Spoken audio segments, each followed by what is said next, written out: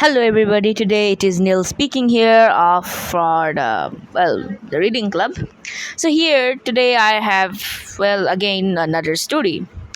So this is called The Walrus and the Carpenter. Maybe you have heard it before or never heard it at all, but definitely you know what a walrus and the carpenter is, and yeah, they do not match. Totally not.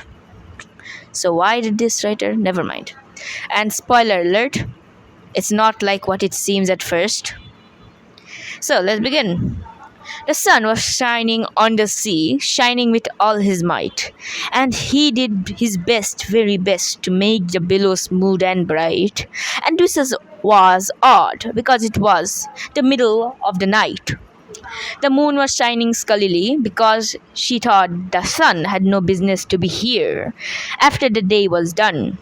It's very rude of him, she said, to come and spoil our fun. The sea was very wet as wet could be. The sands were dry as dry. You could not see a cloud because no cloud was in the sky.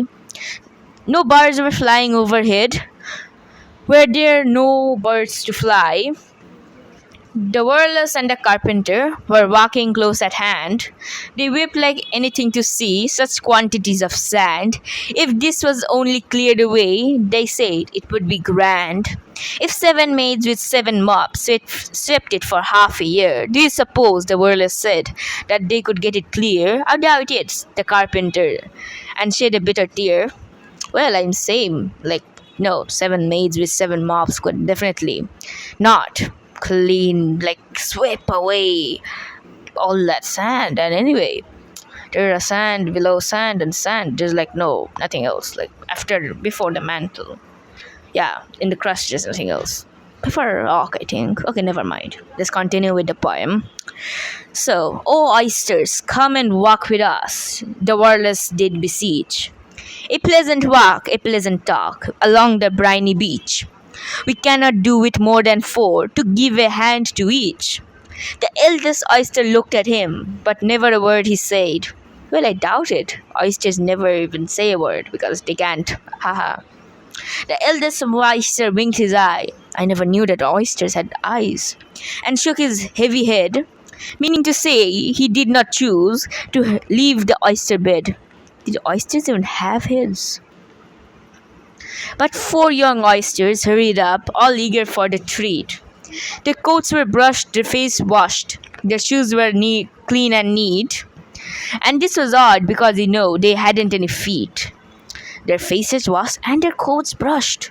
Man, how can someone do they even have hands to brush their coats? Haha. Okay.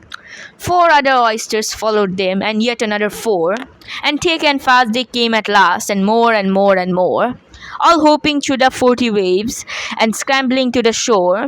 The Walrus and the Carpenter walked on a mile or so, and then they rested on a rock conveniently low. How low was it? And all the little oysters stood and waited in a row. The time has come, the Walrus said, to talk of many things, of shoes and ships and sealing wax, of cabbages and kings. How does those get together, shoes and ships and sealing wax? And of cabbages and kings, man. And why the sea is boiling hot? Well, not always, the sea is not always boiling hot, it's sometimes cold. And whether pigs have wings, but wait a bit, the oysters cried, before we have a chat. For some of us are out of breath and all of us are fat.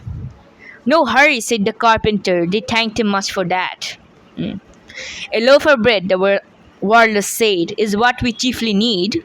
Pepper and vinegar, besides, are very good indeed. Now, if you're ready, oyster dear, can we begin to feed? But not on us, the oysters cried, turning a little blue. After such kindness, that would be a dismal thing to do. The night is fine, the Walrus said. Do you admire the view? It was so kind of you to come, and you are very nice. The Carpenter said nothing, but cut us another slice. I wish you were not quite so deaf. I've had to ask you twice. It seems a shame, the Walrus said, to play them such a trick.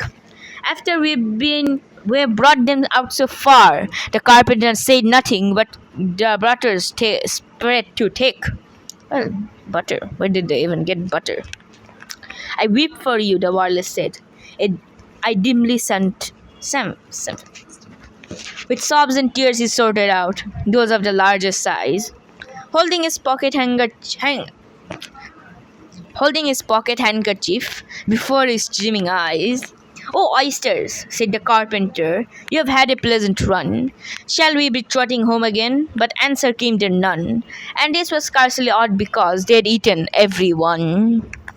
It's very strange. By Lewis Carroll from Through the Looking Glass. And what Alice found there? So convenient. Through the looking glass. Looking glass? Well, I think I have a looking glass. Well, I'll find it and I can read it for you guys. In 1872. That's old. So that's all for today, everybody. Thanks for hearing. Like and subscribe to the channel if you're new here. And if you have any questions or any suggestions on what else I could do, please write down the comments below. Bye, and have a nice time.